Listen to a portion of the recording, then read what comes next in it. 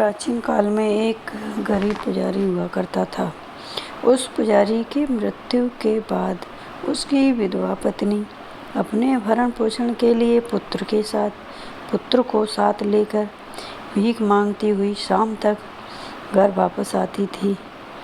एक दिन उसकी पत्नी की मुलाकात विदुर देश के राजकुमार से हुई, जो कि अपने पिता की मृत्यु के बाद दर दर भटकने लगा था। उसकी यह हालत पुजारी की पत्नी से देखी नहीं गई। वह उस राजकुमार को अपने साथ अपने घर ले आई और पुत्र जैसा रखने लगी। एक दिन पुजारी की पत्नी अपने दोनों पुत्रों को शांडिल्य ऋषि के आश्रम ले गई। वहाँ उसने ऋषि से शिव जी के प्रदोष व्रत की कथा एवं विधि सुनी तथा घर जाकर अब वह भी प्रदोष व्रत करने लगी। एक बार दोनों बालक वन में घूम रहे थे। उनमें से एक पुजारी का बेटा तो घर लौट गया, परंतु राजकुमार का बेटा वन में ही रह गया। उस राजकुमार ने गर्दभ कन्याओं को क्रीड़ा करते हुए देखा तो उनसे बात करने लगा। उस कन्या का नाम असुमति था। उस दिन वह राजकुमार घर देरी से लौटा।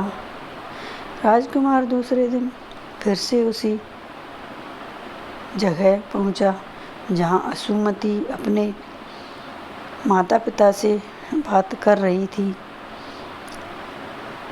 तभी असुमति के माता पिता ने उस राजकुमार को पहचान लिया तथा उसने कहा कि आप तो विदर्भ नगर के राजकुमार हो ना, आपका नाम धर्मगुप्त है। असुमति के माता पिता को वह राजकुमार पसंद आया और उन्होंने कहा कि शिवजी की कृपा से हम अपनी पुत्री का विवाह आपसे करना चाहते हैं। क्या आप इस विवाह के लिए तैयार हैं? राजकुमार ने कुछ जवाब न दिया और चुप पड़ गया। वो कहने लगा। राजकुमार ने अपनी स्वीकृति दे दी तो उन दोनों का विवाह संपन्न हुआ। बाद में राजकुमार ने गर्दभ की विशाल सेना के साथ विदर्भ पर हमला किया और घमासान युद्ध कर विजय प्राप्त किया तथा पत्नी के साथ राज्य करने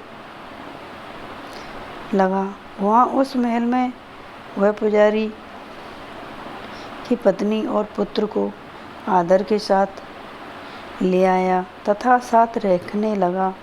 पुजारी की पत्नी तथा पुत्र के साथ सभी दुख व दर्द दूर हो गई और वे सुख से अपना जीवन व्यतीत करने लगे।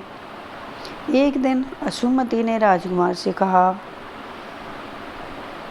इन सभी बातों के पीछे क्या कारण है? और रहस्य पूछा। तब राजकुमार ने बताया।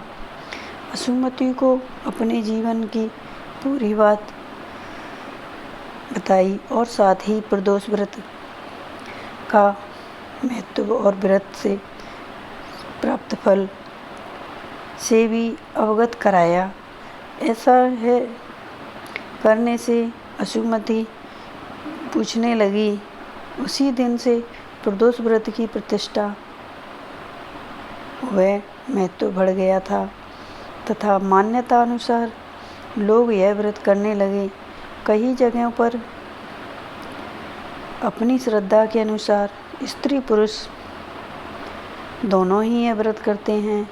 इस व्रत को करने से मनुष्य के सभी कष्ट दूर हो जाते हैं, पाप नष्ट होते हैं एवं मनुष्य को अभिष्ट की प्राप्ति होती है। यह व्रत करने वाले की सारी मनोकामना पूरी होती हैं। इस व्रत को प्रदोष के दिन मुहूर्त में ही महादेव की, शिव शंकर की पूजा करनी चाहिए। ये फलदायक व्रत